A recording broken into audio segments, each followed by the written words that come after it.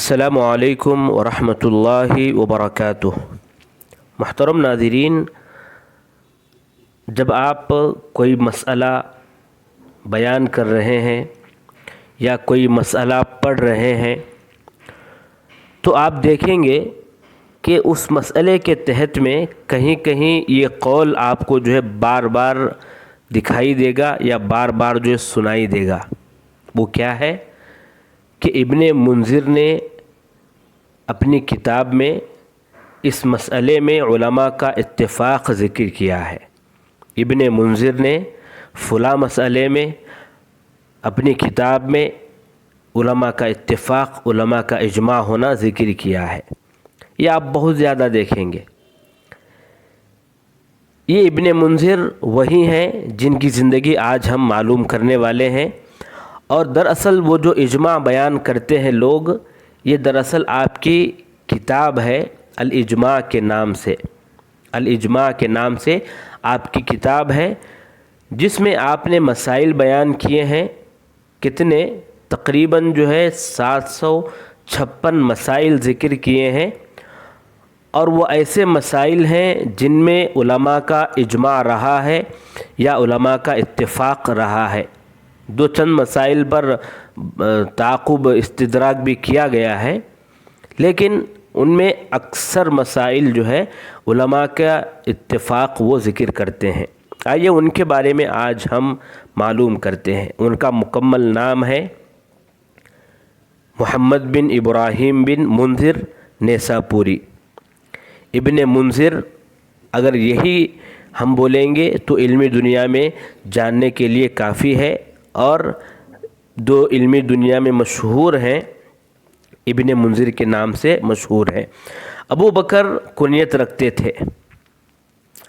240 پر 1 یا 240 پر 2 ہجری کو پیدا ہوئے، تقریباً کی بات ہے یہ، کیونکہ جو بھی علماء ان کی زندگی بیان کیے ہیں، کسی نے بھی ان کی پیدائش کو ذکر نہیں کیا ہے تحدیدی طور پر۔ امام ذہبی رحمہ اللہ تو یہ فرمائے ہیں کہ احمد بن حنبل رحمہ اللہ کی وفات سے پہلے یا بعد میں پیدا ہوئے، یعنی ان کے موت کے وقت پیدا ہوئے۔ تحدید نہیں کیے ہیں کہ فلاں سن میں پیدا ہوئے۔ البتہ امام زرکلی رحمہ اللہ 240 پر 2 ذکر کرتے ہیں، تقریباً بتا کر کہ تقریباً شاید اس سن میں پیدا ہوئے ہوں۔ خیر، ابن المنذر رحمہ اللہ کی زندگی پڑھنے کے بعد یہ معلوم ہوتا ہے کہ آپ کے خاندان میں کوئی مشہور نہیں ہے، علمی لحاظ سے، نہ علمی دنیا میں، کسی بھی لحاظ سے آپ کے خاندان میں کوئی بھی مشہور نہیں ہے، لیکن یہ اپنے خاندان کی عزت کے لیے کافی ہیں، کیونکہ انہوں نے، ابن منذر رحمہ اللہ نے ایسی زبردست اور مایہ ناز کتابیں چھوڑی ہیں کہ ہر آدمی ان کے لیے دعائے خیر کر جاتا ہے۔ جیسے ان کی جو کتاب ہے الاشراف فی اختلاف العلماء، الاجماع، الاقناع، المبسوط۔ اسی لیے امام نووی رحمہ اللہ کو یہ کہنا پڑا کہ ان کی کتابوں میں وہ تحقیق موجود ہے جس کے قریب تک بھی کوئی پہنچ نہیں سکتا، اور وہ حدیث کی اچھی معرفت بھی رکھتے تھے، اور ان کے کئی اختیارات ہیں، اور وہ اختیار کرنے میں کسی خاص مذہب کا خیال نہیں رکھتے تھے، بلکہ دلیل کو رکھ کر، دلیل کے بل بوتے پر کسی بھی چیز کو اختیار کرتے تھے۔ اور امام نووی کے اس قول کو ذکر کرنے کے بعد امام ذہبی رحمہ اللہ اپنی کتاب سیر اعلام النبلاء میں لکھتے ہیں، تعلیق چڑھاتے ہوئے، کہ کسی خاص مذہب کی تقلید کے بنا یا کسی خاص مذہب کی تقیید کے بنا دلیل کے بلبوتے پر اختیار کرنا ان لوگوں کے لیے مشکل امر ہے جو زبردست علم حاصل کرنے سے قاصر ہیں یا متعصب ہیں۔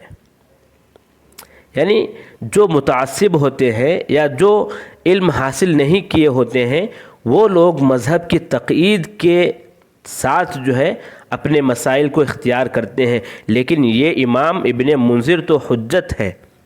ابن جریر ان کے جو ہے برابر ہے، اور یہ جو ہے اپنی جگہ پر زبردست عالم ہیں۔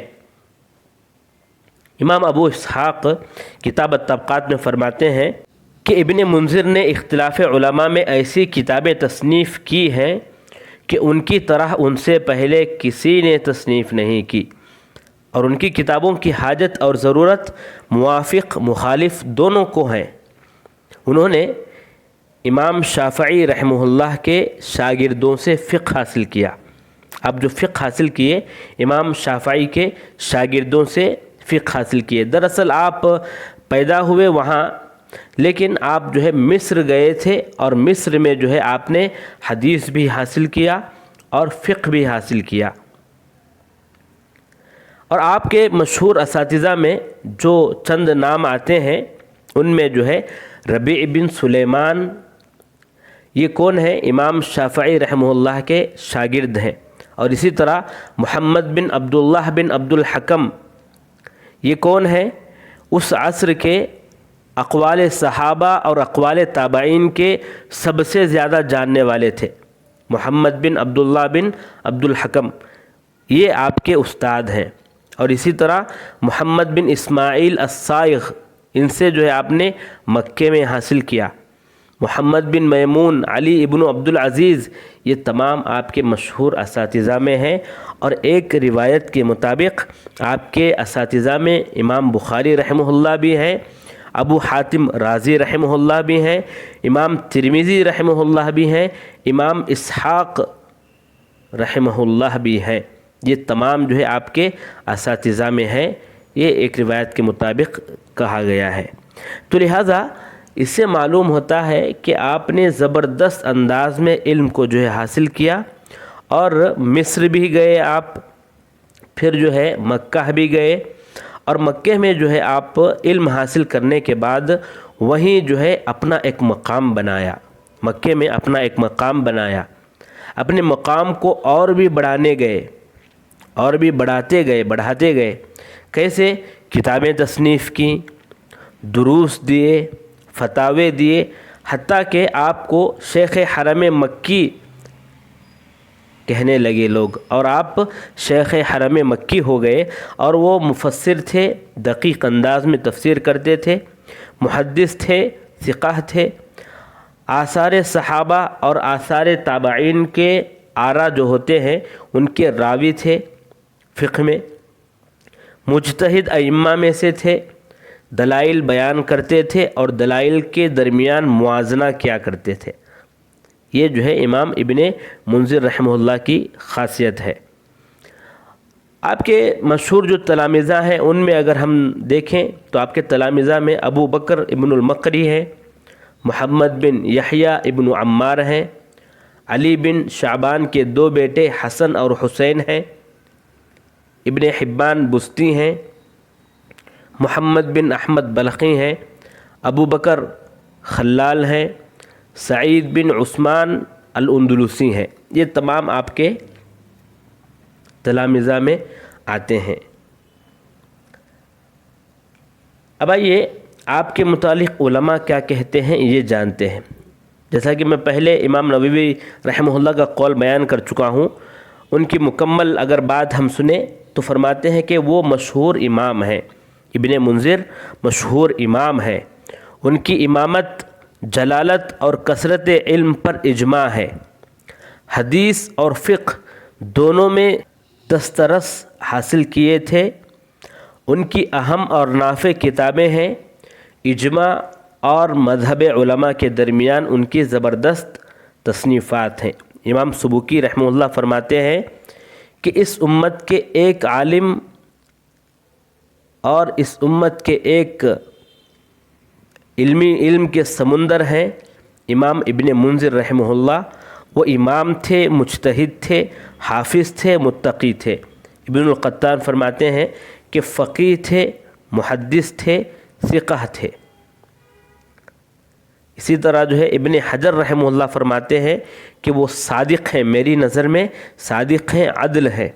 خلافیات میں جو بھی علماء تصنیف کیے ہیں ان سب کا اعتماد ابن منذر رحمہ اللہ کی کتابوں پر ہے۔ ابن شعبہ فرماتے ہیں کہ ائمہ اور اعلام میں سے ایک ہیں، حلال و حرام میں ان کے نقل کا اقتداء کیا جاتا ہے۔ ائمہ اسلام کے پاس معتبر کتابیں ان کی کتابیں ہیں۔ تو اس سے اندازہ ہو گیا ہوگا کہ آپ کی شخصیت کیسی تھی۔ اب آئیے آپ کی تصنیفات پر بات کرتے ہیں۔ آپ کی مشہور کئی کتابیں ہیں، تفسیر ہے جو مفقود ہے، بس سورہ بقرہ 240 تقریباً آیت سے لے کر سورہ نساء 90 پر 2ویں آیت تک مطبوع ہے۔ اور آپ کی کتاب سنن المبسوط، السنن والاجماع و اختلاف، الاوسط فی السنن والاجماع، الاشراف علی مذاہب اہل العلم، الاقناع، اثبات القیاس، تشریف الغنی الفقیر عن الفقیر، جامع الاذکار، الاجماع، رحلۃ الامام الشافعی الی المدینہ المنورہ، یہ چند کتابیں آپ کی ہیں۔ اجماع جو کتاب ہے آپ کی، وہ کتاب جو ہے کافی مفید اور کافی اہم کتاب ہے۔ جیسا کہ میں شروع میں بتایا تھا کہ اس میں مسائل فقہیہ ذکر کیے ہیں، جس میں اکثر علماء کا اجماع ہے، اور وہ 760 پر 5 مسائل ہیں۔ اقناع فقہ میں مختصر مگر جامع کتاب ہے، کتاب السنت اور اجماع اہل علم سے بھرپور ہے۔ اشراف ائمہ اور علماء مذاہب پر ہے، اختلافات فقہیہ پر زبردست کتاب مانی جاتی ہے۔ اور جانتے ہیں کہ انسان کی قیمت اس کے اخلاق حمیدہ سے ہوتی ہے، یا اس نے امت کے لیے کیا بھلا چھوڑا ہے اس پر ہوتی ہے۔ اور ہر انسان کا ایک مقصد ہوتا ہے، اور ابن منذر کا مقصد عمل صالح اور علم نافع تھا کہ انہوں نے اپنی تمام توانائی کو ان دونوں کے لیے صرف کر دیے تھے۔ آخری میں آپ کا انتقال 318 یا 319 ہجری میں ہوا۔ انا للہ و انا الیہ راجعون۔ اللہ تبارک و تعالی آپ کی خدمات کو قبول فرمائے اور جنت الفردوس میں اعلیٰ مقام عطا فرمائے، آمین یا رب العالمین۔